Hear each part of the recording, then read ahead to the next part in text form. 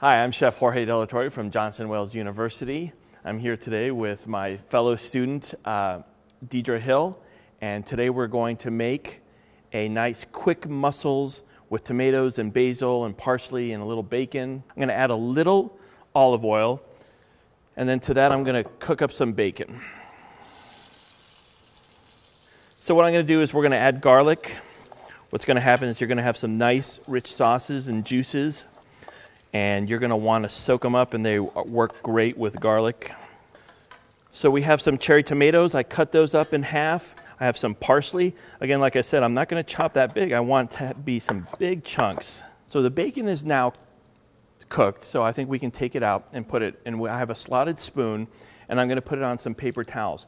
I'm going to keep that away right now. I'm not going to cook the rest of the meal with the bacon in there because we took time to render the fat and to crisp up the meat, and that's all going to get lost if I start adding tomatoes and white wine and all the other things. Then it's just going to be soggy. So you have to think about that, and I like to take textures because soggy bacon, it's not that great. Crisp bacon is fantastic. So now we'll take out a little of the fat, not all. We have some beautiful mussels. Most mussels are raised on ropes now. They're not pulled off rocks and stuff like that. So they really are pretty easy to clean. Although I did notice that this one had a beard. So I'll put that to the side so you can see. This is what is attached to the rope. Most times now they're pretty clean and you don't need to see that. So what it's pretty simple to do is you check them out. You're going to have to check all your mussels anyways because you're looking for two things. You're looking to see if you can debeard it. See, it pulls out super easy. You're looking that they're closed. Now, if they're not closed and they look a little open, you can give them a nice quick tap. And here, let's take a look. This one, as you can see, is a little open. Let's hope this works for TV. Tap, look at that, closing right up. These mussels are alive. And so that is also another important thing. When you're getting them from your store, you're going to probably get them, they usually come in about a 2-pound bag.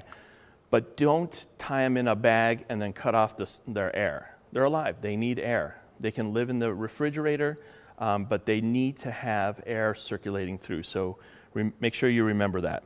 So we have these. I also wanted to pull one out.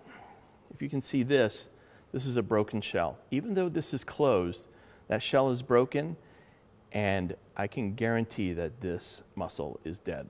If you tap them and they don't close, then there's a good chance that they're dead, so it's just be safe and throw them away. So these are closed, they've been rinsed underwater, they've been checked for beards, so we're doing pretty good. I'm going to throw all of these in. Just let them go. I'm going to add the garlic and the shallots, and I'm going to add the tomatoes. I'm going to add some pepper. You have to be careful with the salt. I might add just a little salt. The liquid I'm going to let them steam in is some white wine. I have a nice white wine that I've picked. It happens to be a Pinot Grigio, but you can use any white wine that you like. Here's the other key. We're going to let that hang out for a little bit. Let it steam up. This is going to take just a few minutes.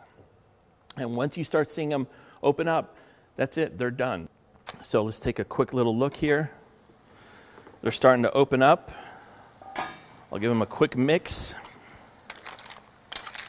Any of them that do not open up from this process, you just toss. Don't try to pry them open and eat them. They're dead. They didn't react to the process.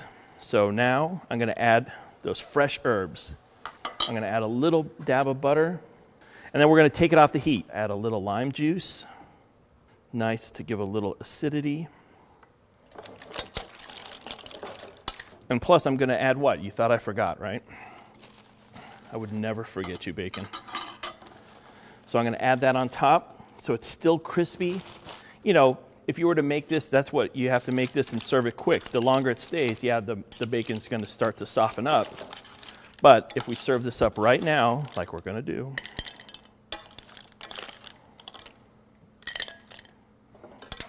this is the sauce I'm telling you that you want to have a whole loaf of bread for. We're going to add this as a garnish. All these recipes can be found on our website. I'm Chef Jorge De La Torre. Let's dig in.